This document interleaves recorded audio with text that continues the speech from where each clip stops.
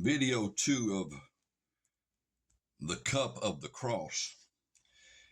The Bible says that the cross of Christ is the wisdom of God. Now, it's the power of God unto salvation. It's the power of God that saves us, but it's also the wisdom of God. So God, he was doing something. There is mental thought and thinking in his son tasting death and the great sufferings. And in the video 1, we've been discussing that, and we have learned that the reason Jesus drank that bitter cup, that incredible sin's punishment.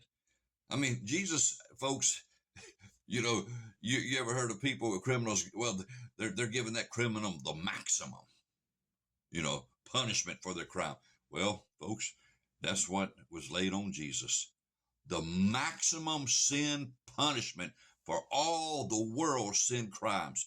That cup was as bitter can be when it comes to sin sacrifices. And yet he did nothing to deserve it. That point that's highly emphasized. It has to be, because therein's the wisdom of God in the cross. That's where its effects come from. Now, the blood, yes, it removes sins, and Jesus being made alive, it brings forth life in us in the new birth. But how we get to those glorious blessings is because Jesus received in himself a sin's punishment, a crime's punishment, that he did nothing to deserve it. And he did that with the intent so that you and I could receive. I'm talking about a glorious pardon, a so great a salvation, a glorious fellowship, reconnection to God, a life more abundant, joy through the roof in the paradise of God, God in us, us in God, we in Jesus, Jesus in us. I mean, fellowship, family, bliss that we have yet to really fully understand. We're going to have to be in glory to start tasting the fullness. I mean, we got some of it here. We rejoice with joy unspeakable, full of glory and this and that. But the fullness, we all know, comes when our feet are in the paradise of God with Jesus.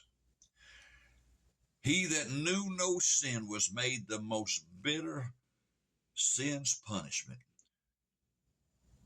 so that you and I, who were disobedient, ungodly, knew no righteousness, could be made the most blessed by God in glory. Through the so great a salvation, the blood of his son's cross provided. Some people have said to me in this light, well, Dino, I just can't see how that could be. I mean, I just don't see it. Well, you won't see it until you see it, but you need to pray to see it, because it is the truth. He that knew no sin was made to be sin,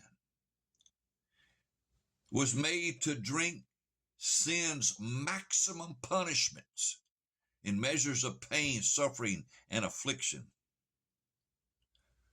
Though he did nothing to deserve all that bitter, so that the reason was so that you could receive a glorious pardon, a so great a salvation that you did nothing to deserve. That is the pivotal point of the wisdom of God in the cross of Christ. You mean I could be saved and have been forgiven and pardoned and go to heaven, though I did nothing to deserve it? Well, didn't Jesus go through all of hell and sufferings in the cross of Christ and the greatest sin punishment that ever could be paid, though he did nothing to deserve it? Yes, he did. And friends, because he did, you and I can. And that's where, talk about you and I can receive the opposite, the good. He drank the bitter so we could have the sweet. He did nothing to deserve to nothing to deserve the bitter. We did nothing to deserve the sweet. It is the gift of God. Well, I still have a problem seeing that. Well, until you see it, you're going to wrestle, because therein is your peace, your blessed assurance, when you realize how your so great a salvation is God's gift to you, all because of what Jesus went through. Though he deserved nothing of that bitter cup, he did nothing wrong, no sin, no crime, but yet he tasted the most horrific sin punishment in all of that sin punishment's bitterness one could ever taste as a sacrifice for sin. And he did so that you could receive from God a most glorious pardon, so great a salvation, eternal everlasting life with God, that is bliss beyond compare when you fully are enjoying it, though you did nothing to deserve it. God is blessing you all because of what Jesus went through. He was cursed so you could be the blessed. Over here in Ephesians chapter 2, we see more of this undeserving glory.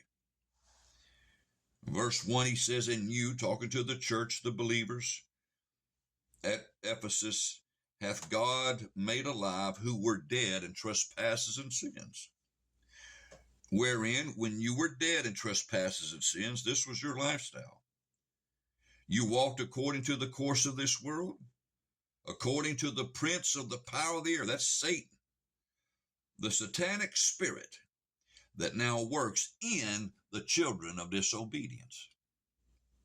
Nothing good about these people. And he says that this used to be us. "Among whom also we all," there it is, all people, all humanity had our conversation, which means lifestyle in times past, "fulfilling the lust of our sinful flesh," fulfilling the desires of our sinful flesh, "and of the wickedness of our minds. And we were by nature rotten to the core, evil, ungodly, the children of wrath, as all the rest of the world." Now, can you see the picture Paul is setting forth there by the Spirit and mind of Christ? He is showing you how totally undeserving we are. He's magnifying how terrible we are, ungodly we are, satanic by nature, driven by the spirit of the devil. We are the sons of disobedience, rotten to the core, ungodly, unholy, deserving of God's wrath. He sets forth that redemption picture of us, and then he starts to say what I've been preaching.